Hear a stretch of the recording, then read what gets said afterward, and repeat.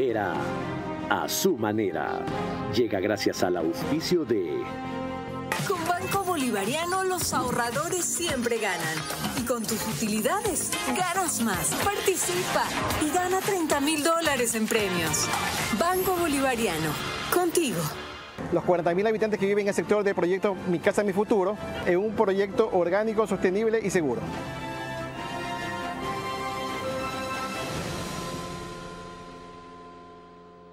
Creemos en las emociones y sueños de los ecuatorianos. Tenemos la firme convicción de que juntos podemos levantar al Ecuador. Sentimos pasión por nuestro país y por nuestra gente porque creemos en el Ecuador. Team Claro Power. Claro por el deporte. Nada supera los Tempo Days. Desde el 30 hasta el 65% de descuento en todo el showroom. Difiere a 12 meses sin intereses. Por fin vuelven los Tempo Days.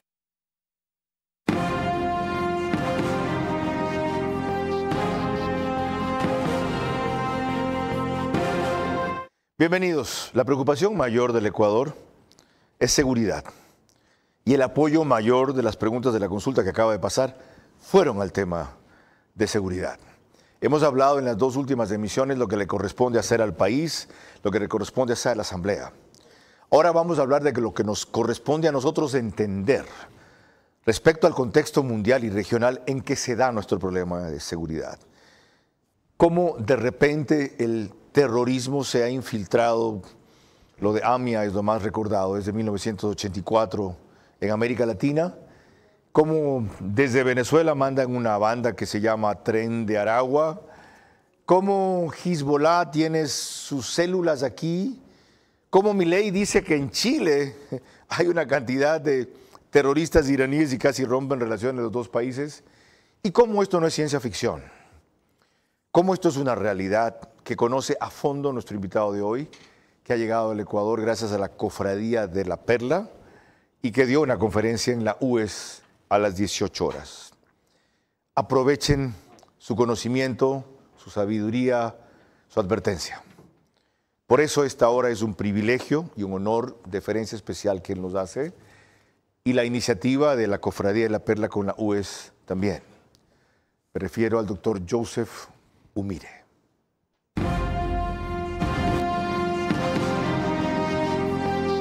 Este es Vera a su manera. Un comunicador que desde 1975 ha sacudido la televisión con formatos y estilos polémicos, sin ocultar sus simpatías ni jactarse de objetividad, pues el periodismo de opinión siempre asume una posición. Bienvenidos a coincidir o discrepar con Vera a su manera. Opinión con propósito. Democracia.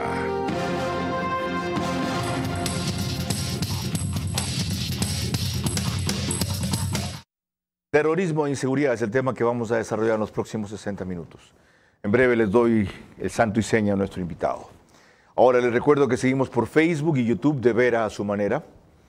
Estamos en las dos mayores cableras del país, Extreme TV Cable, a través de Vito TVO, Canal 15, o 709, si prefieren alta definición. En estos días, 10 años, cumple Vito Muñoz con su canal. DirecTV, el canal es 194, corresponde a Manavisión. Señal abierta solo en Manaví, Canal 9. En estas dos cableras, y en todas las demás del país, salimos gracias a RTU. DirecTV 177, CNT 12, TV Cable 69, Claro TV 30, Cable Unión 09. No sé por qué la señal en RTU sale comprimida, por si acaso. El contenido sale inalterado. Ahora en radio, vamos por 101.3 FM, Radio Centro, en audio y en imagen para sus plataformas digitales. Estamos en Candela con K, 89.3 FM, para Manaví. En la bonita del centro del país, Riobamba, 89.3 FM, para Chimborazo, Cotopaxi, Tungurahua. Y en Radio Única, 94.5 FM, Quito. Lo que pasa es que estoy pensando en las del Oriente, después Macro Digital, luego el periódico Ecuador en Vivo, OnePlus. Demasiados medios que nos reproducen. Y muchas gracias a todos ellos. Lorena Ochoa, ya era hora de venir a trabajar. ¿Cómo estás, Carlos? Buenas noches a todos los que nos ven y nos escuchan. Empecemos con un concepto que tiene muy claro nuestro invitado de esta noche. En el medio Instituto Juan de Mariana ha definido a la guerra contemporánea como guerra simétrica, a partir de lo que ocurrió en 1991 en la invasión de Irak. Que guerra simétrica es literalmente la habilidad de usar un país que tiene una fuerza inferior a dominar un país que tiene una fuerza superior. Déjame decir que guerra, a pesar de que tiene mucha complejidad, es también sencillo. Guerra es simplemente imponer tu voluntad en otro. Y cuando hablamos de Estados-naciones, estamos hablando de imponer tu voluntad política en otro país.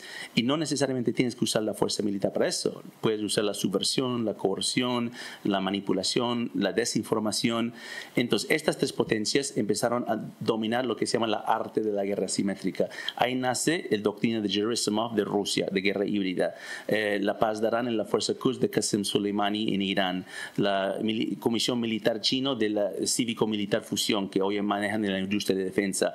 Todo eso nace en mirar a 91 y lo que Estados Unidos hizo a Irak, el ejército de Irak, y dijeron, no vamos a pelear así, vamos a dominar la arte de la guerra. Y como Sun Tzu dice, la mejor forma de ganar la guerra es sin tirar un tiro. Y eso es justamente lo que están haciendo desde entonces. Estamos hablando hace poco de guerra simétrica, o sea, cómo atacan a Estados Unidos, lo atacan con migración, lo atacan con narcotráfico, lo atacan con infiltración y lo atacan con desinformación, y todo eso es el centro de operaciones es dentro de Venezuela. ¿Y ven? Ahí está resumido casi todo lo que queremos desarrollar en el programa.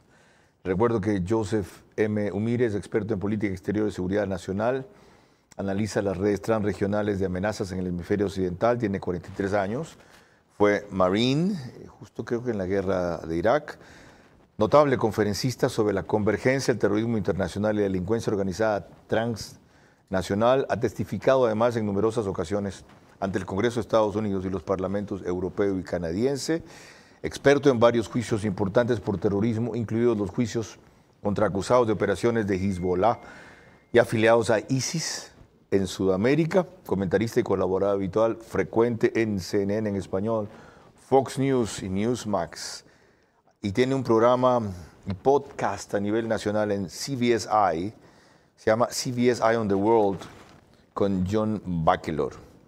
Y si sigo con más descripciones, se me acaba el tiempo que tengo para la entrevista. Doctor, bienvenido. Un gusto, Carlos. ¿Cómo así, a raíz del 91, este sistema o concepto de guerra asimétrica comienza a desarrollarse una vez que usted destaca que vieron que la guerra convencional contra Estados Unidos ya no era eficaz? Claro, mira, voy a contextualizar lo que estaba hablando en esa entrevista, porque dos cosas pasan, ¿no? Uno es la caída del muro de Berlín en 1989. Entonces el occidente por general se empieza a relajar, piensa que la guerra, el conflicto se acabó, la Guerra Fría se terminó, muchos dicen, otros expertos dicen que llegamos a la fin de la historia. Entonces piensan que vamos a entrar de un mundo bipolar de conflicto entre la Unión Soviética y Estados Unidos a un mundo unipolar de paz. Y eso fue el pensamiento de ese momento. Pero después pasa algo en 1991, y a eso me refería en esa entrevista, que es el Guerra del Golfo. ¿Y por qué uso el Guerra del Golfo como punto de inflexión? Porque en términos de guerra convencional, fue la demostración más fuerte de Estados Unidos en el siglo XX de usar todo nuestro sofisticado armamento convencional de tanques, aire, tierra, mar, contra un ejército que era el ejército de Saddam Hussein, que invadió un país pequeño que se llama Kuwait. Era parecido hoy en día de lo que es la invasión de Rusia a Ucrania en ese momento, ¿no? Con la diferencia que Estados Unidos en cuestión de semanas repeló ese ejército, lo mandó a su casa y frenó esa invasión. Pero en el contexto geopolítico, las potencias que no eran potencias en ese momento, que lo están hoy en día, no estaban listos para un conflicto. Irán acaba de tener 10 años de guerra, de pelea con ese mismo ejército de Irak. Lo que nos demoró a Estados Unidos semanas derrocar, le tomó 10 años llegar a un empate, Irán. Rusia, la Unión Soviética cayó, entonces ellos no tenían mucha aspiración de tener mucha potencia militar, y China no es la China que conocemos hoy en día con ese músculo económico, más bien China estaba recuperando del fracaso del Tiananmen Square, que pasó unos años antes, ¿no? Entonces estos países miraron ese momento y dijeron, jamás voy a pelear con Estados Unidos de una forma convencional, buque por buque, bala por bala, soldado por soldado. Vamos a empezar a adaptar nuestra doctrina militar a lo que es la guerra simétrica, y el principal armamento que empiezan a usar es el crimen organizado transnacional, porque lo usan como un factor de destabilización a las instituciones y a la soberanía de los países democráticos a nivel mundial, y eso incrementa. El crimen organizado internacional, entendiéndose como parte de ello, el narcotráfico, o este se incorpora después como un ala financiera además. No, todo. El crimen organizado transnacional es un ecosistema, es economías ilícitas que estamos hablando. Y la forma que destabiliza una sociedad, varias formas, pero una forma principal es cambiar los incentivos. Porque en cualquier sociedad, en cualquier país del mundo, existe por lo menos 3 economías. La economía formal, el libre mercado, la economía informal, donde no están participando formalmente, pero están haciendo producción, y la extensión de la economía informal, que es la economía ilícita. Correcto. Entonces, cualquier profesor, estudiante de economía te puede indicar esto. La economía a fin del día se trata de incentivos a la acción humana. Cuando los incentivos a la predación, economía ilícita, superan los incentivos a la producción, la economía formal, la economía ilícita supera la formalidad del mercado. ¿Qué incentivos le dan entonces a la economía ilícita? Territorio.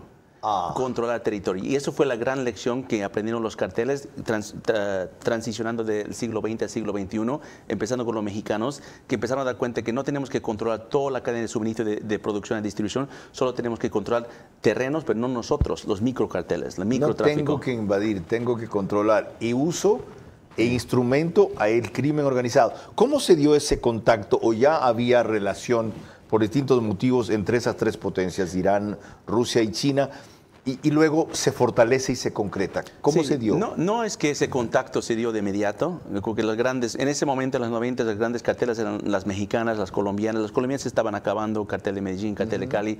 El efecto del globo empujó el narcotráfico, cocaína principalmente de Caribe a México, y México más o menos en el primer 10 años del siglo XXI empieza a expandir a nivel internacional, o sea, no solamente son carteles mexicanos, empiezan a tener presencia por toda América Latina y hasta Europa.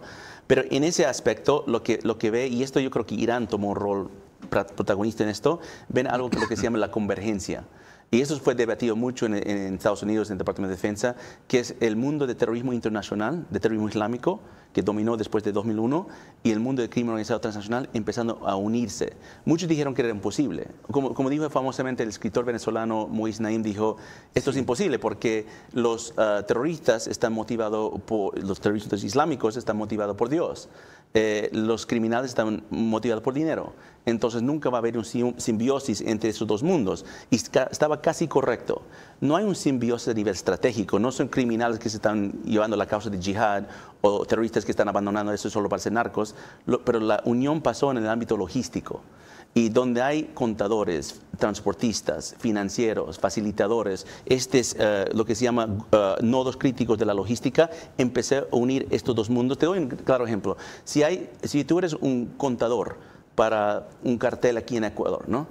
Y después Hezbollah llega a Ecuador, tú puedes ser un buen candidato a ser un contador para Hezbollah también. No te hace miembro de Hezbollah, tampoco eres miembro del cartel, eres un proveedor de servicios. Conveniencia mutua, lo que se llama convergencia. Y esa convergencia creció, y Irán, especialmente el fallecido general Qasem Soleimani, vio esto como una oportunidad para usar el crimen organizado como una forma de entrar en América Latina. ¿Por qué Occidente no lo vio venir antes? O si lo vio venir antes, no dimensionó la amenaza en toda su magnitud. Mira, yo creo que muchas cosas. Estados Unidos a veces tenemos unos conceptos que de cierta forma subestimamos a nuestros enemigos. Pensamos que... Peor después de ese resultado, en que como usted dice, creían otra vez que éramos un mundo unipolar. Y tiene que ver mucho con ese concepto de guerra, ¿no? Porque pensamos que guerra tiene que ver con las películas, con las guerras grandes, la Primera y Segunda Guerra Mundial, con buques, con portaaviones, y que hay que tener este músculo militar. Pero si algo nos enseña Afganistán e Irak, es que el músculo militar ya no es suficiente para ganar una guerra. Recuerden eso, porque vamos a ver cómo se aplica eso al caso del Ecuador más adelante. Repito lo que nos acabas de decir, Joseph Umire. Músculo militar ya no es suficiente para ganar una guerra. Un aporte más de esa entrevista que estamos recuperando para analizar su concepto respecto a terrorismo e inseguridad. Lorena. En el medio Instituto Juan de Mariana, el doctor Joseph Umire destaca que guerra ya no es simplemente un enfrentamiento bélico, sino que guerra se da en varios planos.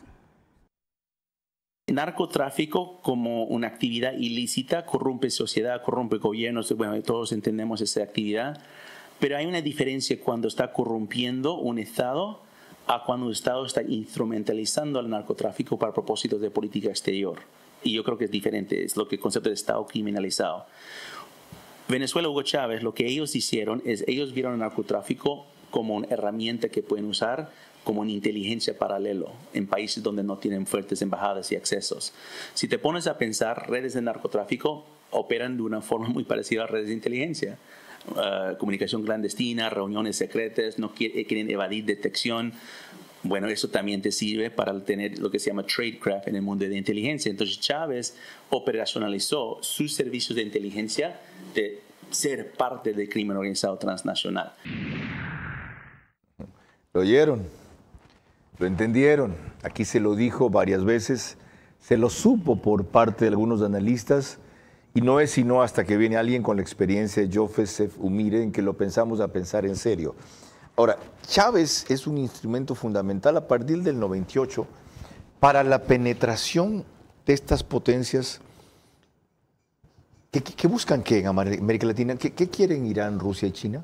Bueno, Chávez es clave para construir plataforma para que estas potencias entran con más poder, porque ya estaban aquí con sus embajadas, diplomática, economía, pero no tenían potencia geopolítica en América Latina. ¿A qué se refiere con la plataforma que hizo Chávez? Ok, es un esquema donde empiezas a construir influencia a nivel político, a nivel económico, a nivel social, pero con el destino de influencia militar. Rusia, China, Irán, los tres, lo que quieren en América Latina es tener una presencia militar permanente en América Latina, para que el futuro es lucha contra el narcotráfico con Rusia, lucha contra el terrorismo con Irán, lucha contra el lavado de dinero con China y cambiar el orden internacional donde ellos manejan la región y Estados Unidos está fuera. Se le están tomando el patio trasero a Estados Unidos entonces. Sí. Y bien va con el concepto, mira un poco jerárquico en esa alianza que es no natural también porque China y Rusia eran adversarios en la Guerra Fría. Competidores en otro rato. Y Irán es un país teocrático islámico absolutamente que basado persiguió en la religión. A marxistas. Exactamente.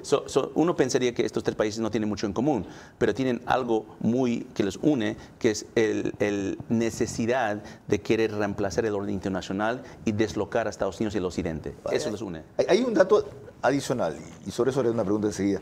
Recuerden que cada vez que ha habido alguna amenaza, entre comillas, de invasión de Estados Unidos a Venezuela, ¿quién manda naves de guerra, navíos, a la frontera marítima o al mar internacional cercano a Venezuela? Es Rusia, por si acaso. Ok. Ahora, ¿esa ocupación militar llega al extremo en algún momento de tener presencia, bases o acuerdos con los ejércitos locales de América Latina? En Venezuela, en Cuba, en Nicaragua y en Bolivia ya lo tienen.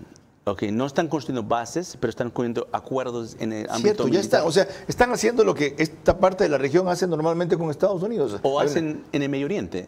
Porque el mismo armamento que los Houthis, que es un grupo periférico de Irán, ha utilizado para prácticamente congelar el comercio que iba por el Mar Rojo, que completamente está destrozando la economía de Egipto e Israel. ¿Verdad?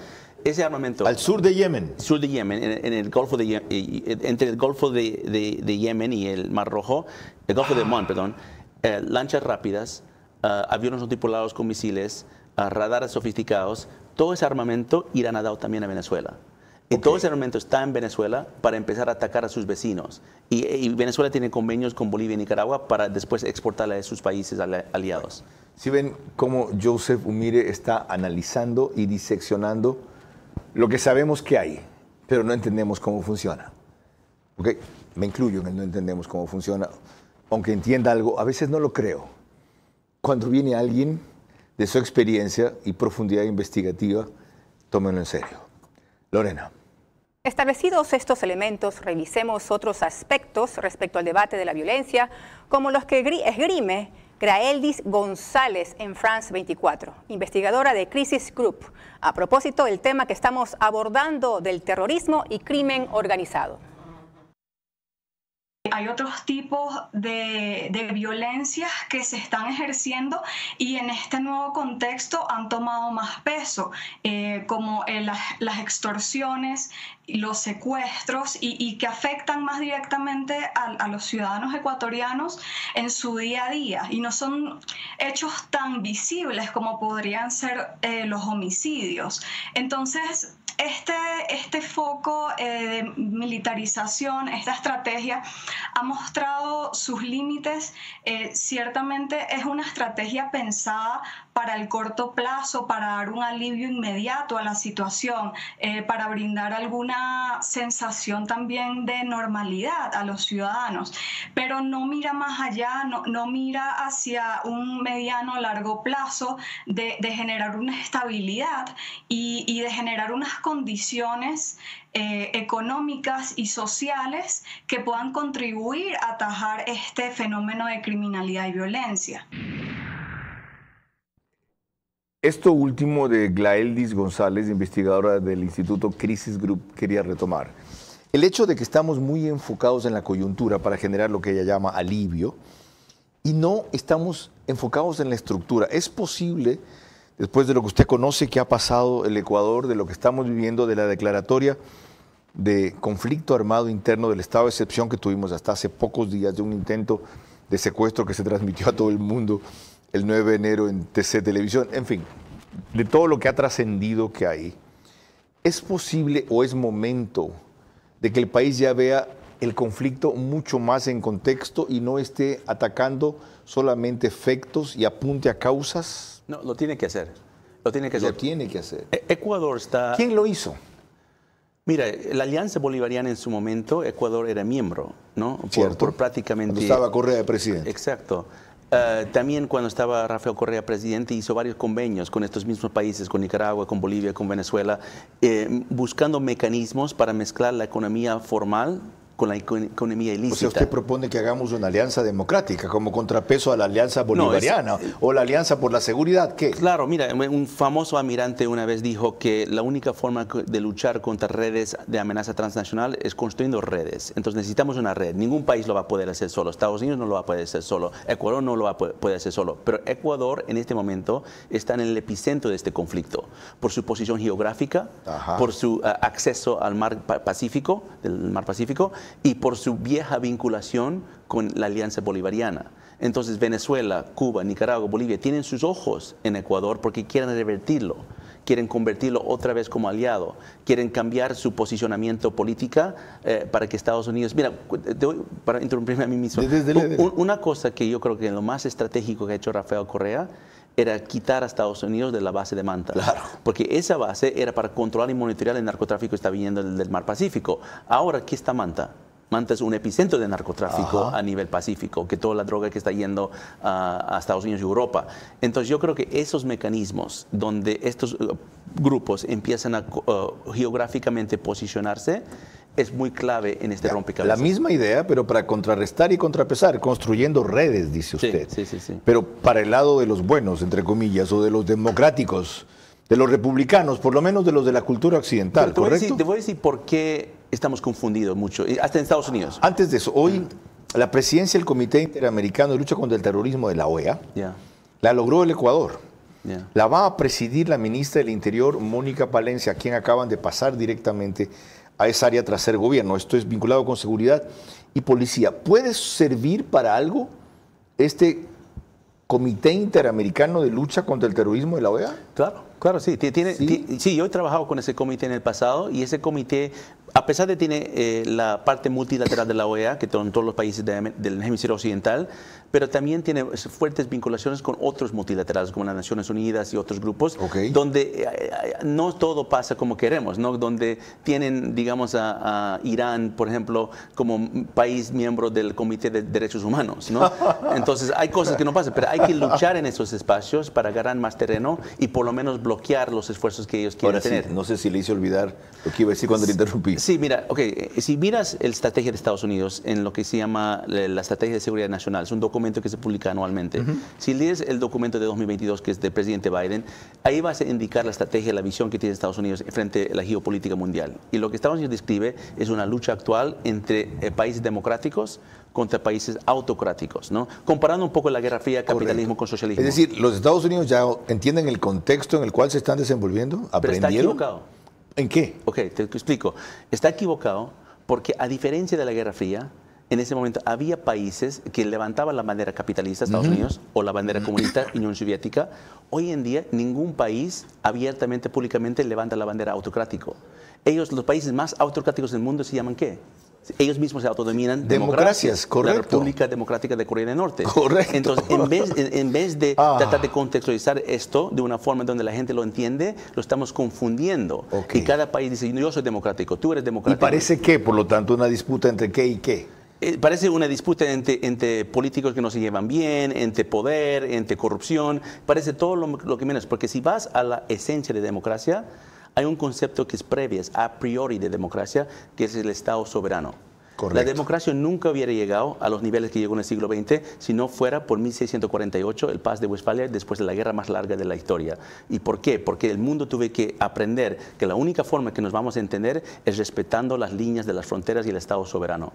Y ese concepto hoy en día las Naciones Unidas y otros grupos internacionales se están olvidando de esto. Cosa que el terrorismo internacional y el crimen organizado violan sistemáticamente, pero como no son estados, parece que la penetración es nada más producto de la migración casual y el movimiento de cambios que hay en el mundo. De eso hablaremos también algo más al volver. Lorena.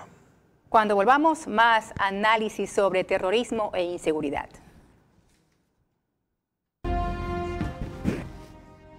El Ecuador es terreno de enfrentamiento y penetración de quienes impulsan el terrorismo desde Irán, con Putin y Maduro como aliados, para romper democracias independientes en América Latina y someterlas sutilmente al control de potencias emergentes como China. Ya no cabe duda.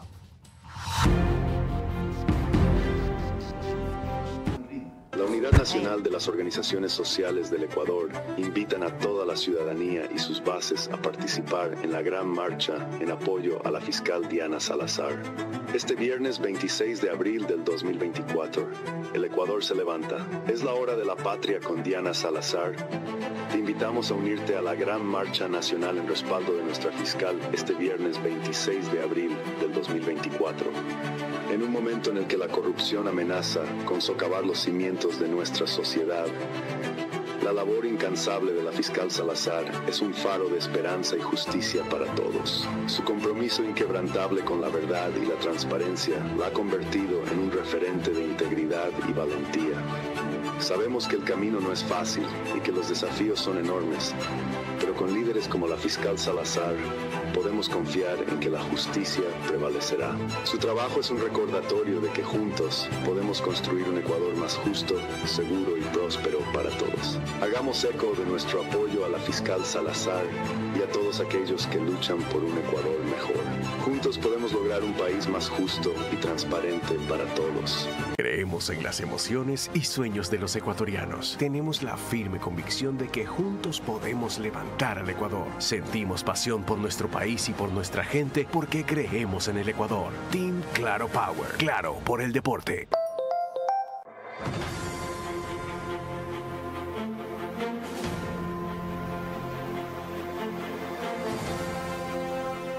Se está ejecutando una obra vial que comienza desde la altura del paso elevado que está ubicado en el kilómetro 22 vía la costa y su anillo vial cierra a la altura del PAI que está en la entrada de San Pedro de Chongón. La vía contempla carriles en varias etapas porque la vía del tramo principal contempla 3 carriles y la vía del tramo lateral contempla 2 carriles. Las vías de conexión son también de 3 carriles. La vía contempla un diseño geométrico que tiene curvas verticales y horizontales. Además, tiene también la construcción de aceras y bordillos, áreas verdes y ciclovía. La obra está contemplada en varias etapas. La primera etapa está para agosto de este año y se concluiría todas las etapas hasta diciembre de este año. El beneficio es la libre movilidad de las personas. Los 40.000 habitantes que viven en el sector del proyecto Mi Casa, Mi Futuro, en un proyecto orgánico, sostenible y seguro.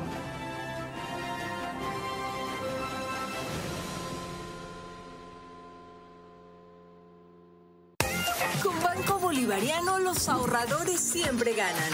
Y con tus utilidades, ganas más. Abre desde $500 un certificado de depósito online a una excelente tasa. Participa y gana $30.000 en premios. Banco Bolivariano, contigo. Vera a su manera, crítico e independiente. Proseguimos esta fascinante conversación con Joseph Umire, que se va a quedar corta. Esperamos que vuelva al país. Mañana parte ya. Gracias a la Cofradía de la Perla por invitarlo. Peor hubiera sido que no venga.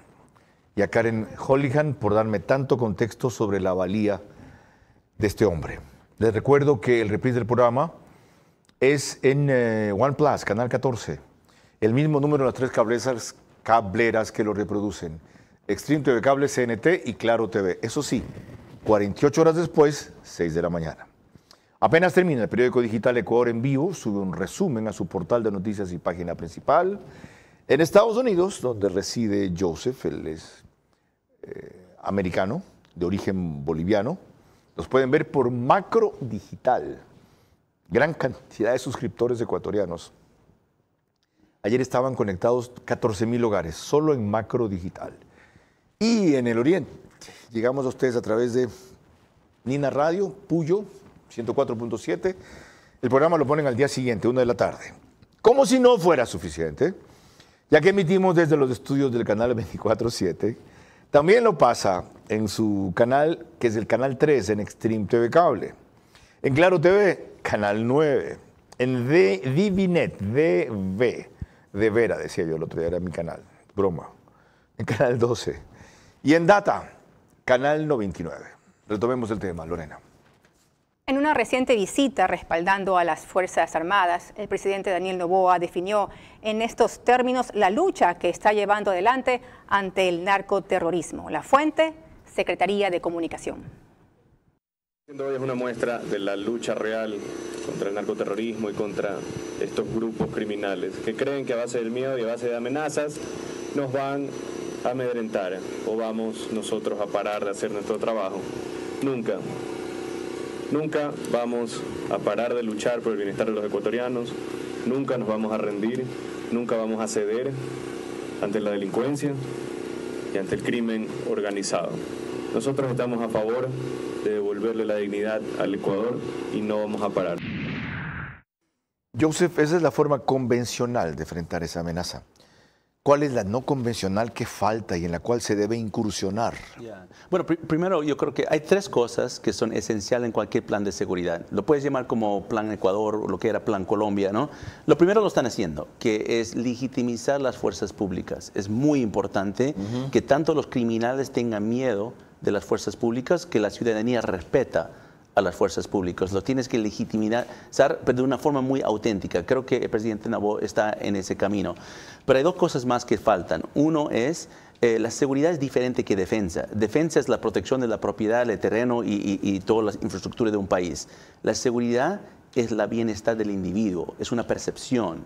Eso se maneja mucho más allá del gobierno, eso se maneja con la sociedad y por lo tanto tiene que involucrar a la sociedad civil. La sociedad civil tiene que ser parte de un plan de seguridad para todo el país. ¿Por qué crees que esos delincuentes atacaron un medio de comunicación? Porque no están atacando al gobierno, están atacando a la sociedad para inspirar ese miedo. Si tú no proteges o involucras los medios de comunicación, las ONGs, las iglesias y toda la ciudadanía, tu plan de seguridad no va a estar completo. ¿Y el tercer elemento? Y el tercer, esto es la más importante, es la libertad económica. Porque realmente la única lucha que tenemos contra el crimen organizado es mejores y más claras reglas en la economía formal. Y regresando a lo que yo dije antes, la economía ilícita surge cuando la economía formal cae. Entonces tienes que levantar la economía formal, tienes que quitar esas barreras del gobierno que pone a veces a los mercados y tienes que impulsar una visión de libertad más allá a la seguridad. Qué formidable mensaje. Sobre todo en esta última parte, para otro problema que estamos enfrentando ahora, que es la crisis energética. Por la rigidez del Estado en aquello, por las restricciones de la inversión privada en autogeneración. ¿Saben cuánto es lo máximo que puede instalar una industria? 10 megavatios. ¿Sabes cuánto antes se permitía? 100 megavatios. ¿Sabe cómo traban a todo el mundo para tener autogeneración? Porque no hay. Una de las cosas que reclama Joseph Umire se instaure para combatir la inseguridad y el crimen organizado y el terrorismo en general, no como única herramienta, como un elemento. Libertad económica. Lo entenderemos ahora. Sigamos, Lorena. Un paso reciente que ha dado el gobierno fue justamente previa a la consulta. Resultó declarar objetivos militares a una serie de cabecillas, tanto nacionales como extranjeros, de estos grupos narcoterroristas. Lo vemos en un reportaje de Paul Romero en Ecuavisa. El gobierno hizo pública una lista de los objetivos militares del bloque de seguridad. Son 11 cabecillas divididos en 3 niveles. En el primero constan Ismael Zambada, alias El Mayo, jefe del cártel mexicano Sinaloa, y Giovanni Rojas, alias Araña, del grupo disidente de las FARC, Comandos de la Frontera, que opera en Putumayo, Colombia. ¿Por qué 2 jefes de cárteles internacionales figuran como objetivos militares en Ecuador? Esa decisión fue tomada este jueves por el Gabinete de Seguridad. El presidente Daniel Noboa dio la razón antes de que se publiquen los nombres, pero sin dar detalles. Nadie ha tenido la valentía de decir sus nombres ni su ubicación, sino que se han enfocado en capos menores y echarle la culpa todo a capos menores. Pero las estructuras son muy grandes y son muy fuertes y son transnacionales. Y se puede ver y que inclusive hay gobiernos que ayudan y cooperan con estas estructuras criminales transnacionales. En el segundo nivel están 5 cabecillas de grupos delincuenciales. En el tercer nivel, otros 4, entre ellos Adolfo Macías, alias Fito, de Los Choneros, quien escapó en diciembre de la cárcel regional de Guayaquil. Los demás aparecen como los criminales más buscados del país, divididos por organización delincuencial. 10 de los Fatales, 10 de los Águilas, 10 de los Lobos, 10 de los Lagartos, 8 Chone Killers y 7 Latin King. Como usted habrá notado, a la cabeza estaban 2 líderes del crimen organizado internacional, uno de las FARC y otro vinculado con un cartel de México. Cuando se ubica así tan abiertamente como lo ha hecho el gobierno ecuatoriano, como objetivo militar a dirigentes de estos grupos criminales con nombre, apellido y foto, ¿significa que se los debe abatir o que son prioridad militar localizar? Mira, es un poco de los dos, pero mira, te voy a contar dónde falta en eso, porque está bien, puedes hacer lo que se dice en inglés name and shame, ¿no? Los sacas para que el público sabe, para que pase más información.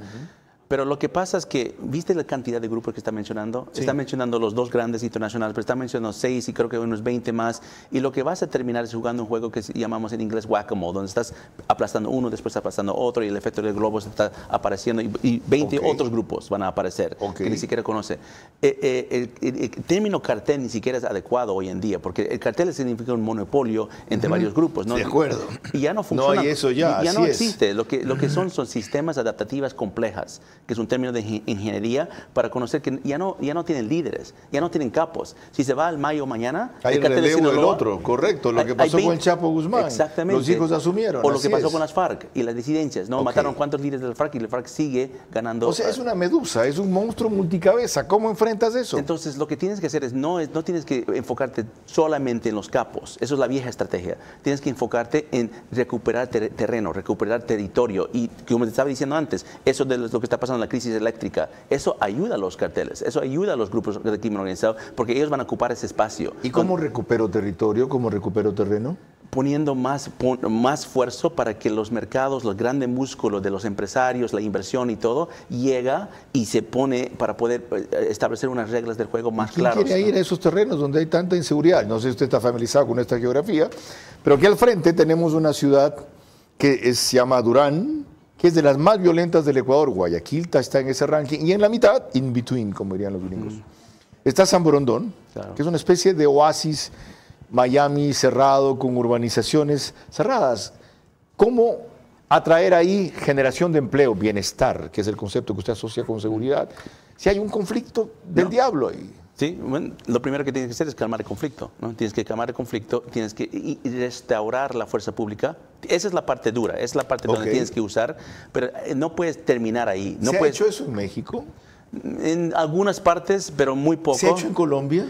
En Colombia se hizo, en gran parte. Si te acuerdas bien, Cali, Colombia, estaba completamente tomado por los carteles, ¿no? Y después la FARC tomó prácticamente toda la parte de la frontera. Y antes de eso Medellín. Y antes de eso Medellín, y hasta Bogotá. Y Bogotá tuvieron bombas que estaban explotando.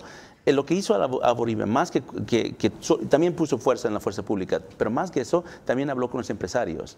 Y hizo una tasa, creo que era una tasa de seguridad de 2%, para que los empresarios tienen un involucramiento en la recuperación de su país. Correcto. Y después construyó más de 1000 ONGs. Más de 1000 ONGs para empezar a distribuir información, conciencia, alertas sobre todos estos grupos.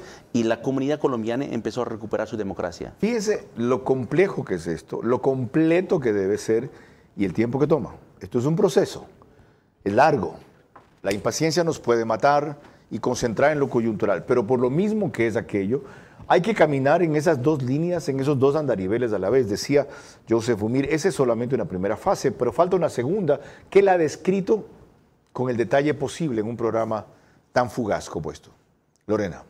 Ayer destacó aquí el analista Santiago Garrido, experto en seguridad, cómo las posiciones internacionales del Ecuador son contradictorias en este momento, especialmente en lo referente al apoyo a Israel que tanto nos respalda y sin embargo le hemos dado la espalda en una votación crucial internacional. El presidente de la República saca un comunicado internacional de apoyo a la situación, de apoyo a Israel ante la situación de la Franja de Gaza. Sin embargo, la vicepresidenta Abad, que está cumpliendo este momento las funciones de embajador en Israel, vota a favor de Palestina ante la ONU. Entonces, eso deja en entredicho muchísimo a fin de que nosotros podamos recibir la ayuda internacional, porque debemos dar una imagen correcta. Por lo menos debimos habernos abstenido, pero en este rato votar a favor de un Estado palestino sabiendo que esa es una coyuntura que vamos a ocupar los terroristas, era una barbaridad. Por principio estamos de acuerdo, Israel mismo está de acuerdo con que haya un Estado palestino, pero un Estado terrorista cuenta de un Estado palestino. Qué increíble. Carlos, a cuenta de eso, mil disculpas. Dele, el programa es para que ustedes hablen. Muchas gracias. A cuenta de eso, Carlos, nosotros debemos tener una política clara internacional. En la geopolítica es importante eso a fin de que nosotros tengamos la ayuda necesaria internacional para que nos puedan ayudar en el combate que estamos realizando. Y este es un momento crucial para hablar eso. ¿Cuál debe ser la clara política internacional de un Estado, de un país con el Ecuador bajo estas amenazas? El mundo ahorita está a borde de una guerra mundial.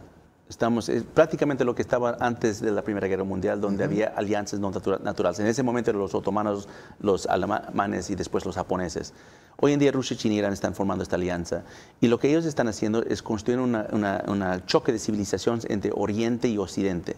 Entonces, Ecuador tiene que decidir si somos del Occidente o si somos del Oriente. No se trata del conflicto de Gaza, de Palestina, de siglos, o de décadas y siglos atrás. Se trata de qué lado estás, porque Palestina hoy en día está ocupado por un grupo terrorista. Jamás. La autoridad palestina ni siquiera ocupa Gaza. Ellos están en el West Bank. Entonces, Ecuador tiene que decidir. No se trata en tu identidad como un país, parte de este movimiento no alineado. Se trata principalmente si tú eres parte del Occidente, y eso es defender a Israel. Lo curioso es que Ecuador ha decidido, pero tiene señales ambiguas. Por ejemplo, ha condenado la invasión de Rusia a Ucrania, pero se ha limitado a eso. Y los temores son por el lado comercial. Respecto a China, el gran problema, hablando del músculo financiero que usted dice, que hay una gran cantidad de inversión china, la mayoría de la cual fue un fracaso técnico y un atraco económico, pero esas empresas son, por ejemplo, las que hicieron la mayor central hidroeléctrica del país. Y ahorita, está fallando. Sí, es un desastre, y ahorita confrontar eso o bronquearse con eso atenta contra nuestra seguridad interna. Entonces, ¿cómo manejar el equilibrio adecuado en eso? Bueno, el cómo es diferente. O sea, no estoy diciendo que tienes que afrontarte directamente ahorita con China, pero tienes que estar claro con qué es la ambición de China en tu país. Porque China va a hablar de muchas cosas. Va a hablar de... ¿Qué quiere China aquí? Posicionamiento militar. En Ecuador la única cosa estratégicamente que le importa son los Galápagos. ¿Por qué le importa los Galápagos? Porque es el posicionamiento del Pacífico después que puede capturar a Taiwán. Captura a Taiwán, cae en las cadenas de islas hasta Marshall Islands, van al mar abierto. Oiga, ¿no está siendo paranoico usted? No, mire, esto ¿No es esa la filosofía justo de la Segunda Guerra Mundial, en que a los Estados Unidos le prestamos facilidades justamente en Galápagos para poder bloquear la amenaza japonesa? Todas las guerras mundiales han empezado por amenazas del Pacífico. Y China tiene en mente cómo van a empezar a posicionarse. Lo que muchos se olvidan es el Pacífico incluye América Latina. Correcto. Incluye hasta Estados Unidos. Y lo que China ha hecho es una mapa, posicionamiento, cuáles son las islas más lejos, más cercanas al mar, donde ellos se pueden posicionarse para empezar a entrar en este territorio, pensando que van a poder utilizar a Estados Unidos. El Galápagos es la más dentro del Pacífico. Una última cosa en este bloque. Yo tengo la sensación, y lo he hecho aquí varias veces, de lo que los Estados Unidos no nos apoya ni con la celeridad, ni con el volumen, ni con la proporción que merecemos. En las declaraciones es sin duda y en ciertas acciones muy supportive del Ecuador. Pero lo máximo que ha venido a nivel militar es un Hércules, un C-130 que en buen estado nos vendieron en $12 millones. O sea, pedíamos 5, ¿cómo se llaman los helicópteros? Black Hawk. Black Hawks, sí. Nada. O sea, ¿qué impresión tiene usted desde Estados Unidos de cuánto nos apoya al Ecuador? Okay, voy a ser un poco crítico en mi país ahora, porque yo como militar y ahora como académico he participado muchas veces en cosas bilaterales con América Latina. Y lo que más me da pena es que nosotros podemos regalar un Hercules, podemos dar un Black Hawk, podemos vender lo que sea, pero no capacitamos a nuestros socios. Más allá de cualquier armamento que podemos dar o vender, lo que tenemos que hacer es levantar su conciencia mundial geopolítica. Si queremos, por ejemplo, de Colombia, que sean parte de esta alianza OTAN, tienen que saber de Rusia, tienen que saber a nivel de Rusia como saben los europeos. Si quieren ser parte de esa defensa de Israel, tienen que saber Irán. En América Latina, la deficiencia de conocimiento del Medio Oriente es fatal. Así es, y le está supliendo Joseph Umire en parte para el Ecuador. Menos mal esto último lo afirma un militar, no se deja de ser, se deja de ser en servicio pasivo, nada menos que Marine. Convirtió en Irak, ¿verdad? Sí, sí. Y un académico ahora. Lorena.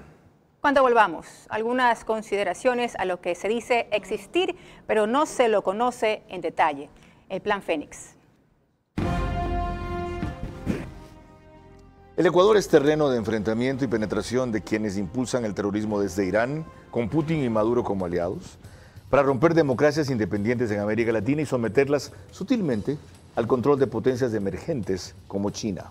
Ya no cabe duda. Nada supera los Tempo Days. Desde el 30 hasta el 65% de descuento en todo el showroom. Difiere a 12 meses sin intereses. Por fin vuelven los Tempo Days.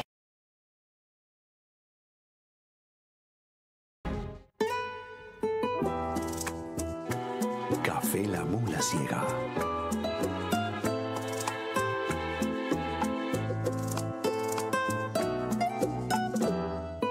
El sabor del campo en tu mesa. La Mula Ciega. Encuéntralo en Del Portal. Nada supera los Tempo Days. Desde el 30 hasta el 65% de descuento en todo el showroom. Difiere a 12 meses sin intereses. Por fin vuelven los Tempo Days. Creemos en las emociones y sueños de los ecuatorianos. Tenemos la firme convicción de que juntos podemos levantar al Ecuador. Sentimos pasión por nuestro país y por nuestra gente porque creemos en el Ecuador. Team Claro Power. Claro por el deporte.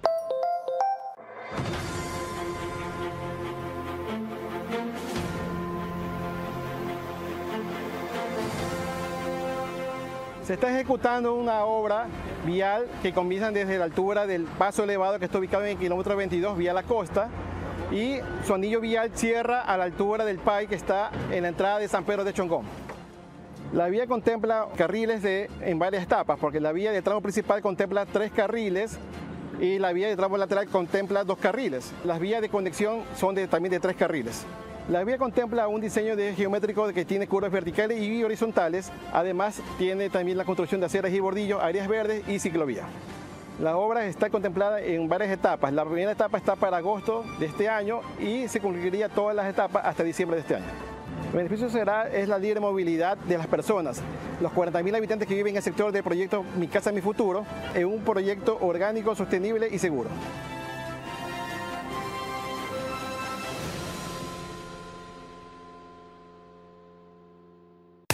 Con Banco Bolivariano los ahorradores siempre ganan. Y con tus utilidades ganas más. Abre desde $500 un certificado de depósito online a una excelente tasa. Participa y gana $30,000 en premios. Banco Bolivariano, contigo. Vera a su manera, crítico e independiente.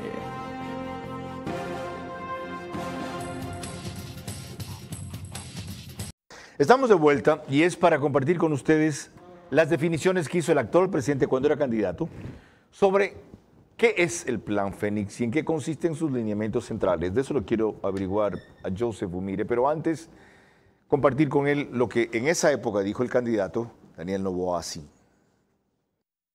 Necesitamos urgente un entorno seguro para las familias ecuatorianas, con una central de inteligencia que permita proveer información vital para prevenir delitos, responder a emergencias y garantizar la seguridad de los barrios. Con el Plan Fénix, primero, dotaremos a nuestras fuerzas del orden con uniformes de alta resistencia balística, chalecos con panel de cerámica y cascos integrales con protección nivel 4, pistolas de precisión, rifles de última generación, equipo de visión termo y nocturna para proteger las 24 horas, drones para tener una vigilancia aérea con reconocimiento facial, patrullas blindadas y sistema de mapeo satelital para una respuesta inmediata. Con esta central de inteligencia y armamento táctico nos encargaremos de liberar a nuestros barrios y ciudades de la delincuencia. Falta una parte importante, porque esto era mucho más extenso de lo que usted acaba de ver. Y es la forma en que se quería blindar la frontera, sobre todo con mayor protección tecnológica, antes que con despliegue militar en la zona norte con Colombia, en donde hay 32, 45, 26, 54, depende, pasos clandestinos. ¿Eso es un plan de seguridad o solo el inicio de las acciones de un plan de seguridad? No, eso es más como una operación de seguridad que están empezando a usar los diferentes armamentos, tecnología, combinación de fuerzas para poder vigilar, detectar. ¿Cuál es la diferencia entre una operación de seguridad y un plan de seguridad? Estrategia, o sea, la diferencia entre táctica y estrategia. Buenas tácticas, se puede usar esta tecnología para hacer buenas tácticas. Inteligencia es un mecanismo, es una herramienta, pero una estrategia tiene que ver mucho más grande con tu visión y más importante tu narrativa. El armamento más importante que tiene el presidente Noboa no son sus militares, es su palabra, la forma que expresa, la forma que contextualiza, la forma que explica esta pelea, la importancia que lo da en la comunidad internacional. Esa narrativa es la forma de guerra hoy en día. O sea, guerra informática es guerra. Entonces, yo creo que el presidente Noboa tiene que reforzar todo lo que está haciendo ahí, que me parece bien, pero tiene que reforzarlo con una narrativa que él lidera, pero con toda la sociedad ecuatoriana. Y ya vieron que eso es consistente con lo que dijo al principio. La guerra hoy no solamente no es en términos bélicos militares de enfrentamiento de un ejército con otro, armas con otro. La narrativa es de los elementos más importantes. No lo olviden. Y no solo interna, sino externa. Hasta ahora lo interno ha ido bien. No se confíen, no se duerman en los laureles, no celebren, acojan el respaldo de la gente que sigue siendo alto. Vamos al rito final con Lorena Ochoa. Así es, Carlos. Le recordamos a nuestro invitado que sus respuestas únicamente en términos de sí o no. Número 1. La forma en que la migración ilegal ha debilitado las democracias en Europa hacen prever su colapso, ¿sí o no? Sí. 2. La forma en que, según su teoría y análisis, Venezuela ha impulsado la migración ilegal a Estados Unidos va a buscar una implosión del sistema norteamericano, ¿sí o no? Absolutamente sí. 3. Las democracias occidentales tienen que volverse más rígidas y menos flexibles para enfrentar la amenaza del narcoterrorismo, ¿sí o no? No. 4. El extremo al que ha debido llegar Bukele, aún dentro de la democracia, pero forzando al máximo la ley, es por lo menos un ejemplo a evaluar, ¿sí o no? No. Última. Si usted dice que en una guerra asimétrica, de repente un país pequeño o menos poderoso tiene capacidad de enfrentar y a veces hasta derrotar a uno grande, ¿cabría aplicar esa máxima al Ecuador, sí o no? Sí. Gracias. Y a lo largo de este programa, Joseph Umire lo ha explicado, con esta última afirmación que hace sobre cómo promover, vender, convencer, distribuir, impactar con su narrativa. Una cuestión final. ¿Se habrá dado cuenta usted que 2 preguntas de Lorena las concentró en migración ilegal? ¿Entendí que me quedan 5 minutos? Ya. ¿Cómo frenar esta migración ilegal hacia el Ecuador, una vez que el régimen de Correa habló de que la ciudadanía universal existía y que no había que pedirle visa a nadie, etcétera, pero sobre todo vía Centroamérica, que también va del Ecuador por México hacia los Estados Unidos. ¿Qué puede disuadir a muchos paisanos míos a ir a perder la vida allá, a correrse un riesgo más grande del que corren aquí? Bueno, primero tienes que separar lo que es la migración natural que viene por razones socioeconómicas, desastres naturales o guerras, con lo que es la migración estratégica o la migración instrumentalizada como arma de guerra. Eso no es algo que yo estoy inventando. Eso es algo que hay más de 20 años de estudio académico en Harvard, en Tufts University, donde indica que hay más de 80 ocasiones desde 1964 y la Convención de Refugiados de las Naciones Unidas que países más pequeños y débiles han usado la migración como manera de sacar concesiones de países más grandes. Tanto que usted le acaba de decir a Lorena que eso puede generar una implosión de los Estados Unidos, que eso puede acabar con repúblicas en Europa, así de grave. Y más que todo, acaba con fronteras. Te voy a decir por qué eso es importante. Porque si te hago esta pregunta lo hago a todos los ministros en todos los países que voy. ¿Qué hace que algo ilícito sea ilícito? ¿Qué lo hace ilícito? Muchos me dicen la ley, pero eso te lleva a otra pregunta que hace una ley y es ley natural. La respuesta es más sencilla. Lo que hace algo ilícito es una frontera. Y la frontera divide no solamente el Estado de Derecho, la cultura, la identidad de una nación. Ecuador puede ser parecido a Colombia, pero no es Colombia. Colombia tiene otra historia, Ecuador tiene su propia. Esa frontera lo tiene que defender, lo tiene que definir, y eso es muy importante en este tipo de lucha. Joseph, mil gracias por visitarnos e ilustrarnos con su experiencia, con sus estudios y con su sabiduría. Este es sin duda de los más grandes aportes que alguien ha hecho, el programa ha hecho a través de él, en los últimos días y en los últimos meses, sobre cómo completar una visión eficaz de seguridad que el Ecuador está en pañales todavía de estructurar, pero en la línea correcta respecto a comenzar. Ya fue claro, Joseph Umire, en diferenciar lo que es una operación de un plan, lo que es una táctica puntual de lo que es una estrategia. Si eso existe, no se lo ve. Si la tienen, ha resultado insuficiente. Los niveles a los cuales se ha reducido la cantidad de muertes y violencias no son para nada desdeñables, pero los otros elementos que faltan tienen que partirse tomando en consideraciones globales y regionales como las que él ha puesto en juego ahora en el tablero de ajedrez, e impedir que la Asamblea, como ha querido comenzar ya a hacer, distorsione lo poco que nos permitió avanzar la consulta con los temas de seguridad y justicia que se aprobaron el domingo. Es decir, hay enemigos externos, pero los peores siguen siendo los internos. Lorena. Mañana a las 22 horas trataremos aquí la realidad y el futuro del Instituto Ecuatoriano de Seguridad Social, uno de cuyos últimos datos es que nadie quiere ser gerente del Hospital Carlos Andrade Marín en Quito por las amenazas de muerte. Hasta entonces, que tengan un descanso reparador. Buenas noches.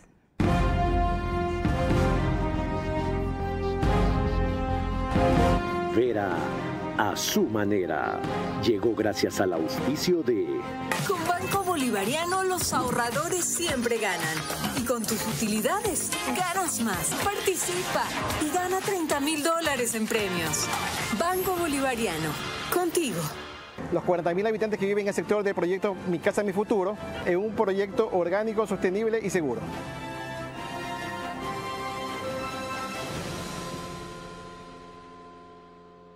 Creemos en las emociones y sueños de los ecuatorianos. Tenemos la firme convicción de que juntos podemos levantar al Ecuador. Sentimos pasión por nuestro país y por nuestra gente porque creemos en el Ecuador. Team Claro Power. Claro por el deporte. Nada supera los Tempo Days. Desde el 30 hasta el 65% de descuento en todo el showroom. Difiere a 12 meses sin intereses. Por fin vuelven los Tempo Days.